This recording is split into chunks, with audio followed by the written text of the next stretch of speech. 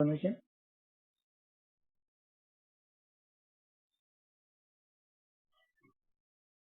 अच्छा, अभी हमारा जो सेशन चल रहा है इन 5 एलिमेंट्स मदर नेचर पे, हमारा कनेक्शन मदर नेचर के साथ था। हम्म, इतना ब्यूटीफुल टॉपिक बाबा ने मेरे को इतने अच्छे से समझाया। बस अभी मेरा एक बहुत बड़ी रिस्पॉन्सिबिलिटी है कि वो सब जिस तरह से बाबा ने मुझे समझाया है, मैं आप सबको समझा पाऊँ। बहुत बड़ी रिस्पॉन्सिबिलिटी है ये। तो आपको आपका भी साथ मुझे चाहिए है इस सब के लिए समझने के लिए। ठीक है, अभी तक हमने 5 एलिमेंट्स के बारे में डिस्कस किया था कि हमारे में और इन 5 एलिमेंट्स में रिसेम्बलेंस मतलब समांतर क्या है। एज एन आत्मा में, एज एन आत्मा मेरे जो गुण, मेरे जो वर्चूज है, मेरी जो शक्तियां हैं, मेरी जो कला है, ये मदर नेचर 5 एलिमेंट्स के साथ में कैसे मैच करते हैं, हैं? और ये मैच हुए हैं, इसलिए हम परम धाम से नीचे आए हैं, है ना। तो ये हमने अभी 2-3 क्लास के डिस्कशन में हमने ये बातें डिस्कस की कि हमारी मैचिंग, हमारी समानता है, हमारा रिसेम्बलेंस विथ दिस 5 एलिमेंट्स, कि किस तरह हमारा ओरिजिनल जो संस्कार है, ओरिजिनल जो स्वभाव है, वो कैसा मैच करता है। तो स्वभाव, स्वभाव यानी नेचर है, और इस मदर नेचर के साथ में रिसेम्बल करना। अच्छा, तो कल हम स्पेस के ऊपर बात चल रही थी हमारी। स्पेस यानी आकाश, ये भी एक 5th एलिमेंट बताया था। तो उसके ऊपर भी काफी सारा डिस्कशन चल रहा था हमारा कि ये हमारे बॉडी में ये स्पेस किस तरह से हमें हेल्प करता है। आकाश तत्व मतलब स्पेस मतलब खाली जगह। हाँ, हमने उसकी क्वालिटीज के बारे में कल समझा, स्पेस की क्वालिटीज के बारे में, उसके गुण धर्म मतलब उसके वर्चूज के बारे में। वो बेहद का है, हाँ? वो आधारित नहीं है किसी पे भी।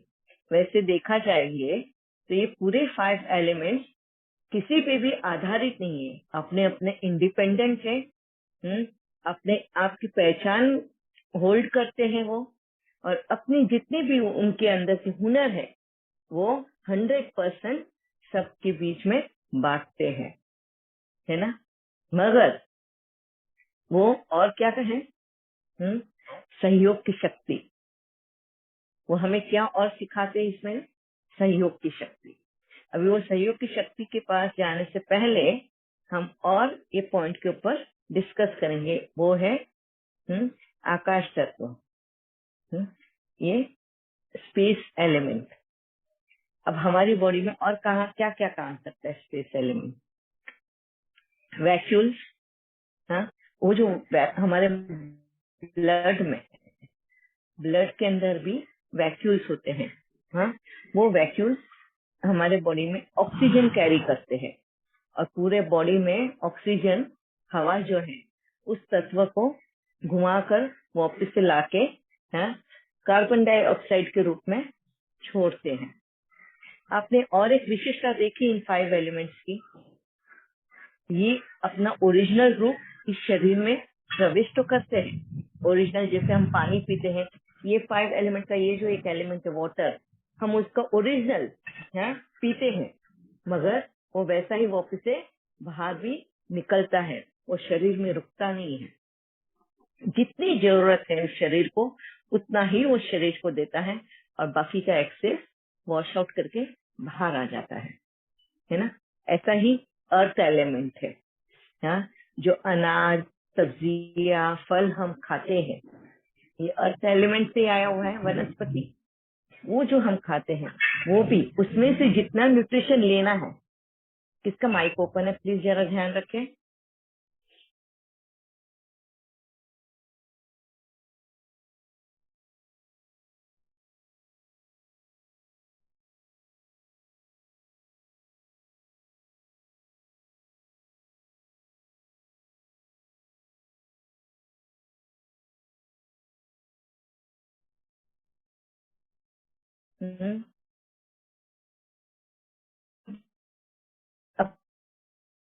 करता है और बाहर को थ्रो आउट देता है ना, अंदर जा रहा है तो वार्म फील होता है। तो फायर एलिमेंट जो है, वार्मथ जो है, हमारी बॉडी को गर्म रखता है, वो बाहर थ्रो आउट भी करती है, अंदर जाती भी है और निकलती भी। वैसे ही स्पेस, वैक्यूम, हाँ, वो खाली होते हैं, फिर खाली होते हैं, फिर भरते हैं। उनका काम है वो, जैसे हमारा मुंह खाली है, स्पेस जगह दी है ना। क्यों जगह दी है?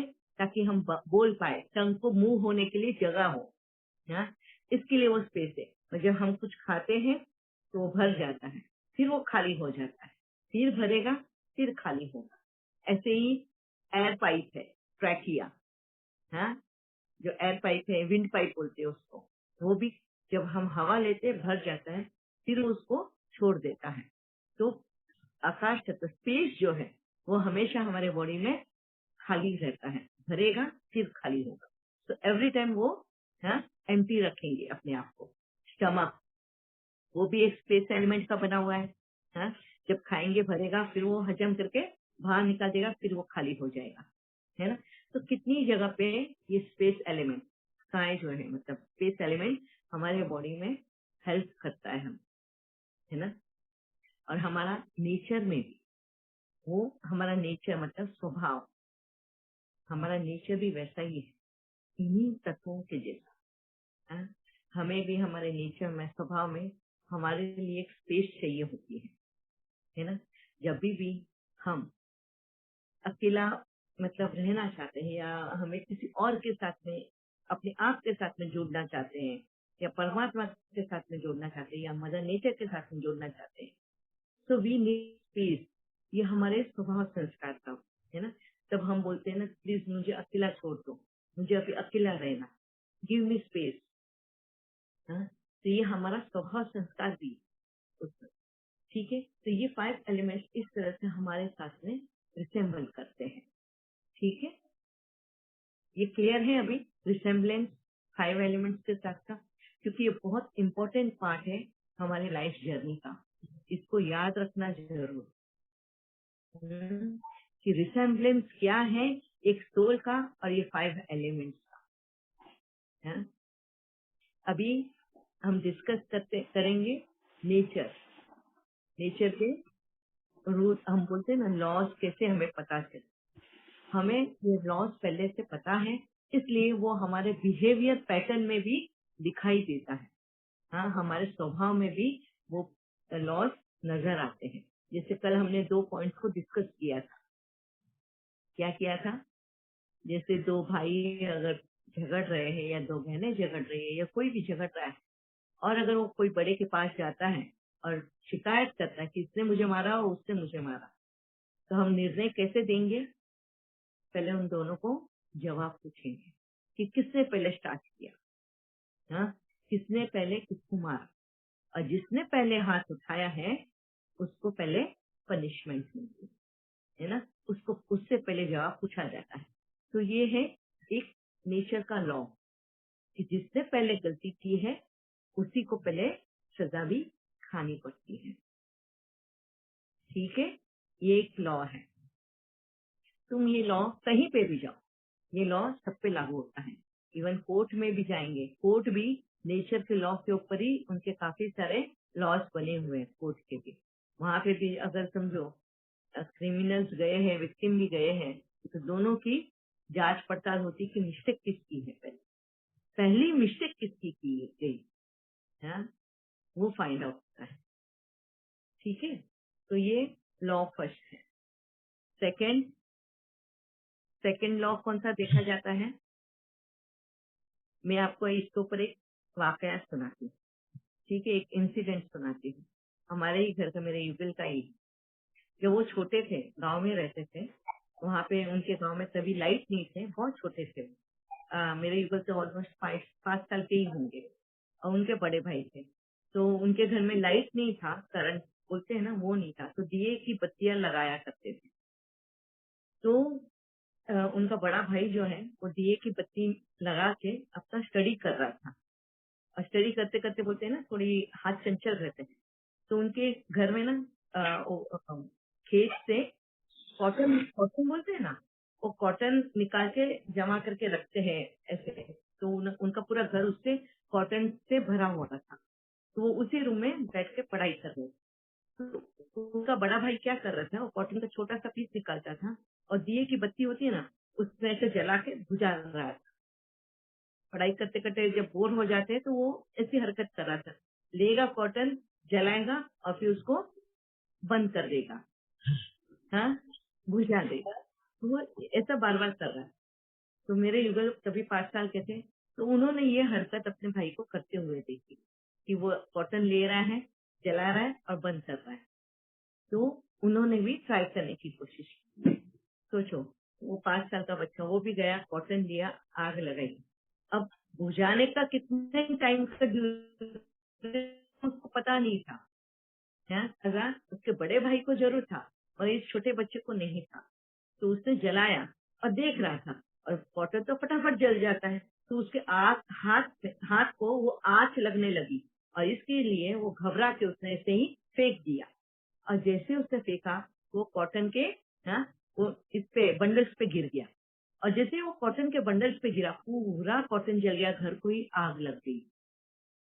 सब तुरंत भागे, घर के गांव के लोग जमा हुए और पानी डाला, ये किया और आग को शांत किया। और आग शांत होने के बाद उनके पेरेंट्स ने बड़े बेटे को बुलाया, क्योंकि वही उस रूम में बैठा हुआ था पढ़ाई करने। उस बड़े के बेटे को बुलाया, उसको पूछा आग कैसे लगी, कैसे जल गया ये सब। तो बड़े बेटे ने बोला कि मैंने नहीं किया, ये छोटे भाई ने किया। मेरे युगल के नाम लिया, बोला कि इसने किया, इसने इसको आग लगाई और उस कॉटन के ऊपर फेंक दिया। फिर उसको पूछा कि तेरे को ऐसे डेंजर ऐसे आग के साथ खेला जाता है?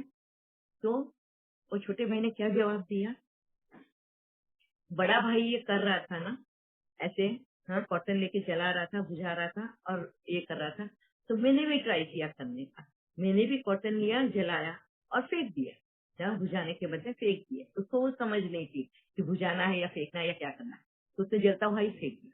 तो यहाँ पर उसके पिताजी ने बड़े बेटे को ही पीटा, मारा, डांटा। क्यों? अभी जलाया तो बड़े बेटे ने नहीं था, जला घर तो छोटे बेटे की वजह से। मगर मार किसको पड़ी? बड़े को। क्यों पड़ी? ये भी वापस से कुदरती नियम है। क्या? जो बाबा मुरली में बोलता है, हम आत्माओं को पूर्वज आत्मा बोलता है ना। अब वो पूर्वज आत्मा का मीनिंग क्या होता है, ये मैं अभी इस इंसिडेंट के साथ बताती हूँ। तो बड़े बेटे को पीटा, उसको मारा भी, गुस्सा भी किया, और क्या बोला उसको कि देख तू ये कर रहा था, ये तो तेरे को समझ थी कि इसको भुजाना है और रख देना है, कॉटन को, मगर तुझे देख के ये छोटा भी वही हरकत कर रहा था। और उसको ये समझ नहीं थी कि उस फायर को कैसे कंट्रोल करना है, किस तरह से टैकल करना है। उसने सिर्फ तेरे को देखा करते हुए वो कहा और उसने भी किया, और देख ले क्या अनहोनी हो गई। तो हमको ऐसी चीज नहीं करनी है जिससे दूसरों को कैसे एग्जाम्पल बने हम। समझ में आया? तो ये वो बात, वो इंसिडेंट जब मेरे को ये एक नेचर का लॉ मुझे समझाया कि बड़ों को देख के अगर दूसरे बड़े हो या दूसरों किसी और को देखकर अगर कोई उसको फॉलो करता है और वो गलती करता है, तो उसकी भुगतानी सबसे पहले किसको होगी? जिसने पहले वो किया है। अभी वहां पे बड़े भाई ने किया था पहले, इसके पहले बड़े भाई को डांट पड़ी, उसको गुस्सा मिला, मगर छोटे को भी मिला कि ऐसी हरकत क्यों की, कि तेरे को नहीं समझ में आया बड़ा भाई क्या कर रहा था, तूने ध्यान से नहीं देखा और तू करने गया। इस तरह से उसको डांट तो मिली, पर सबसे ज्यादा डांट बड़े को मिली।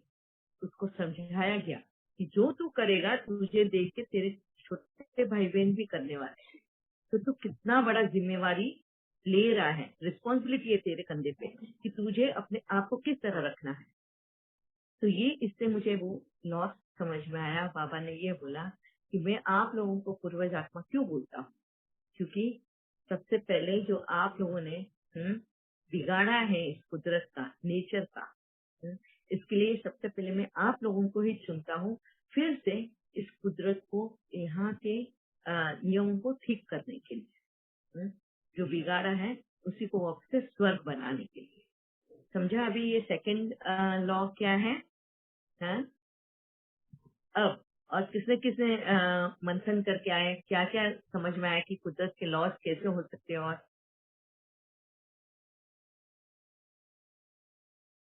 किया है किसी ने मंथन? यस निशि बहन। ओम शांति दीदी। दीदी जैसे अभी आप बता रहे थे ना सिंबॉलिकली नेचर का, है ना, तो नेचर भी देखो हमें सारे अच्छी चीजें देती है और फिर हम उसको जैसे ऑक्सीजन लेते हैं, कार्बन डाइऑक्साइड देते हैं, है ना। तो इसी तरह हम भी जैसे पहले विकारों से थे, फिर बाबा ने हमारे सारे विकार ले लिए और हमें गुणों से और शक्तियों से भर दिया। अगर फिर भी हम नहीं नेचर के थ्रू वो समझते तो फिर तो हम अधिकारी हैं दंड के, है ना। तो अब हमें नेचर ने भी ये सिखा दिया कि देखो nature is just like nurture and God and God. यहाँ ये पॉइंट आपका बिल्कुल सेट बैठ गया। जो अब तक हम बिना सोचे कह देते थे ना, पूजा पाठ करते थे, लेकिन यहाँ ये क्लियर हो गया दीदी। और उसके बाद नेचर से देखो हम ना कितना झुकना सीखते हैं। हर बात में आता है ना, फल वाले वृक्ष जो झुकते हैं, तो वृक्षों से ही सीखने हमने, सिखाती भी है, टीचर भी है। और ये सारी क्वालिटीज जो है नेचर की, पांचों एलिमेंट्स, पूरा ब्रह्मांड, और उसके बाद का जो चीज हमारा शांति धाम का, वो सारा क्लैरिटी इन तत्वों के थ्रू होगी। देखो फिर भी हम इंसान होके ना भी इस चीज को जैसे देते हैं, जैसे जल लेते हैं तो उसको भी फिर हम कैसे उसका साइकिल चक्कर हमारा क्या है बॉडी से, है ना। पृथ्वी हमें इतना अच्छा सॉलिड चीजें देती है तो हम कैसे उसको देते हैं, फिर भी देखो हमारे ऊपर वो उपकारी उपकारी। तो हमें ये भी सीखना है सब कुछ और भी ज्यादा डिटेल में। तो इससे कौन सा वाला लॉ आता है? तो इसमें दीदी यही वाला लो जो अभी एक आप पूर्वज वाला भी बता रहे थे, है ना। तो अब हम जैसे अब पूरे ज्ञान से, योग से, धारणा से, और वो अब सेवा कैसे करनी है उसके अनुरूप होके करते हैं, तभी हम बाप समान बन सकते हैं ना। नेचर को, बाप के स्वभाव को देख के वो ही स्वरूप हमारा बिल्कुल। इसका दीदी बहुत अच्छा पॉइंट क्लियर हुआ है, टचिंग हुआ है बहुत ज्यादा। अभी भी मेरे को लग रहा है मैं असेमिलेट नहीं कर पा रही जो मेरे अंदर की फीलिंग्स है, वो आप समझ सकते हो। बताया ना, ये स्वभाव के बारे में है। जी जी, ये लॉ के बारे में नहीं है, मतलब हम नेचर लॉ के बारे में पहले ये कर रहे हैं डिस्कस। तो आपने जो बताया है वो हमारा रिसेम्बलेंस नेचर के साथ में हमारे स्वभाव संस्कार का, वो हम बात करेंगे वो टॉपिक पे। ठीक है दीदी। हाँ या ठीक है। यस शशिकला बहन। हाँ दीदी, जो भी क्रिएशन है उसके लिए सब कुछ मिलता है, नेचर से ही मिलता है। जो भी कुछ है ना, जो भी कुछ पौधे होंगे या मीन्स एनिमल्स हैं, जो भी हैं, सबके लिए फूड रहता है, सबके लिए सब कुछ रहता है नेचर से। हम नेचर का लॉ के बारे में सीख रहे हैं। अभी 2 लॉज को हमने डिस्कस किया, अभी और भी लॉ है। तो मैं लॉज के बारे में पूछ के, किसी ने और भी सोचा है क्या लॉ के बारे में? आप लोग जो क्या क्या सर्वाइवल ऑफ द फिटेस्ट है ना, मीनिंग क्या हुआ उसका? कि अगर जो ज्यादा मतलब शक्तिशाली रहता है वही सरवाइव करता है। नहीं, वो लॉ नहीं है। वो तो फीबल को भी कुदरत उतना ही हेल्प करती है। वो भी आएगा, मैं बताती हूँ कि कुदरत ने कैसे बनाया है हर एक इसको, किस तरह से उनका रहन सहन, उनको बॉडी दी है कुदरत ने। हर एक की बॉडी अलग है, वो हम डिस्कस करेंगे उसके लिए, ठीक है। बस शक्तिशाली ही सरवाइव करेगा ऐसा नहीं, ठीक है। या सिंधु बहन। ओम शांति दीदी। ओम दीदी शांति। जैसे जैसे हम इस जैसी दुनिया में आते हैं तो जो 5 तत्वों का बना शरीर मिलता है, ये बॉडी मिली हाँ जो ऑटोमेटिक है, तो इससे जो हम इसमें रह के अपनी पालना के लिए जो कर्म करते हैं उसके आधार पे नियम बनते हैं। जो कुदरत के नियम है, जैसा करेगा वैसा भरेगा। लॉ ऑफ जो कर्मा। करे जो करेगा उसको भरेगा। हाँ वो लॉ ऑफ कर्मा है। और ये भी है भाभी, कुदरत का नियम अगर एक भी करेगा तो उसका सबको भुगतान करना पड़ता है। मैंने वो जैसे एक आदमी, वो भी हम आने वाले हैं उस टॉपिक पे। तो यही नियम मेरे को समझ में आया कि क्योंकि ये 5 एलिमेंट एकदम फ्री में है और बहुत गुड होस्ट है, लेकिन जब हम इनको गलत तरीके से यूज करते हैं अपनी पालना करने के लिए, अपने स्वार्थवश, तो ये कुदरत के नियम में आता है कि हम जो करेंगे वो हमको उसका मतलब अच्छा या बुरा जो भी। और कर्मा भी कैसे बना है वो भी हम डिस्कस करेंगे इधर। तो कैसे? Law of yes. कर्म अच्छा। के ऊपर हमारे कुदरत के जो नियम है वो कर्म के ऊपर मेनली बेस्ड है कि हम कर्म कैसे करते हैं। अच्छा करते हैं तो अच्छा मिलता है।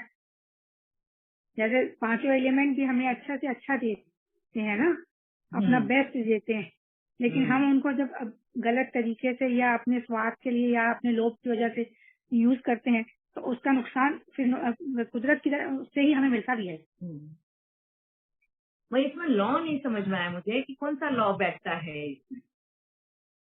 कुदरती लॉ है वो कोई लॉ ऑफ नेचर, आप लॉ ऑफ कर्मा बता रहे हैं। मुझे अच्छा। तो लॉ, जैसे किसी का फायदा किसी का नुकसान, ये भी लॉ कुदरत का नहीं आता। कुछ खोने के लिए कुछ पाना पड़ता है या कुछ पाने के लिए कुछ खोना पड़ता है, ये भी तो एक नियम है। लेकिन ये फिर लंबा डिस्कशन होगा, इसलिए मैं लॉ के ऊपर ही अभी चिपकी हूँ। पहले लॉ पे ही डिस्कस करेंगे, बाद में फिर ये वाला जो क्या खोएंगे क्या पाएंगे वो हम बाद में देखेंगे। ठीक है दीदी, फिर लॉ ऑफ कुदरत आप बताएं, हम इसको लॉ ऑफ कर्मा को इसमें ट्रांसफर कर रहे हैं, तो आप ही बताएं। Thank you. या पुष्पा बहन। ओम शांति दीदी। हाँ जी।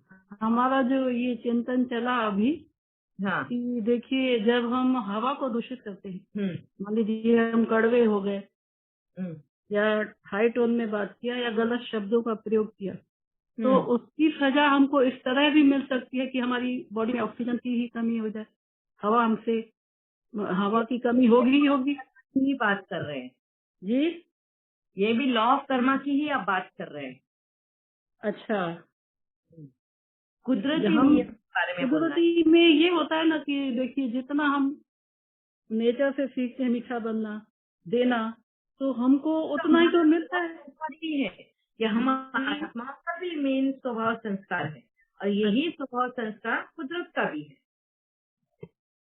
ये भी होता है क्या कि जैसे हमने जल का ज्यादा मिसयूज किया तो कई बार हमको जल का दुख भोगना पड़े। ये लॉ ऑफ कर्मा है। ये लॉ ऑफ कर्मा में आता है। अच्छा, फिर नहीं आ रहा है दीदी, हमको नहीं समझ में आ रहा, आप बताएं। Thank you. ये संतोष भाई। ओम शांति दीदी। ओम शांति। दीदी एक नेचर का लॉ ये भी है कि जो भी होता है वो अच्छे के लिए होता है। कहते हैं ब्लेसिंग इन डिसगाइज। तो जहाँ पर भी नेचर का ये जो कार्य हो रहा है उसमें कोई ना कोई बहुत भलाई है। अपेरेंटली तो भले हमें देखने में आ रहा है ये थोड़ा सा गलत है या हम थोड़ी सी हाय हाय करते हैं, लेकिन by the passage of time फिर वो देखते हैं फिर उसमें बहुत बड़ा भला होता है। हम आत्माओं के लिए कुछ ना कुछ और नया रिजल्ट निकलता है। जैसे दीदी मैं बताना चाहूंगा हमारे सिंध में अभी इतनी 36 घंटे कंटिन्यूसली बारिश चली, तो पूरा सिंध जिस तरह से पानी में यानी बड़ा डूब रहा था। लोगों की फसलें हो गई तो इतनी हाहाकार हो गई। लेकिन उसके बाद जो रिजल्ट थे वो कुछ और ही निकले हैं। जिन लोगों को अवेयरनेस आ गई और जो भी लोगों की यानी जो जमीनें थी जो कच्ची थी वो उनको और भी फायदा होने लगा। अब देखेंगे आहिस्ता आहिस्ता वो खुशहाली की तरफ, प्रॉस्पेरिटी की तरफ जा रहा है। वो हमें उस वक्त पता नहीं चला कि वो क्यों हो रहा है, किस तरह हम हाय हाय कर रहे थे। लेकिन अब जो देखा जाए तो लोगों में अवेयरनेस आ गई कि क्या करना है क्या नहीं करना है। प्रकृति आ गई तो हर चीज ब्लेस्ड में। ये संतोष भाई आपने जो समझाया मैं बताती हूँ ये लोगों को कि ये भी कुदरती नियम है कि जो भी कुछ होता है हमेशा अच्छे के लिए ही होता है, कभी बुरा नहीं होता। यहाँ पर कभी कोई भी चीज नेगेटिव नहीं रहती। Every time it is positive. हाँ, ये भी लॉ ऑफ कर्मा है, सॉरी लॉ ऑफ नेचर है कि हमेशा ये पॉजिटिव ही रहेगा, हमेशा ये कल्याणकारी ही रहेगा। अब ये कैसे कल्याणकारी होगा? बाबा बोलता है ना सब कुछ कल्याणकारी है।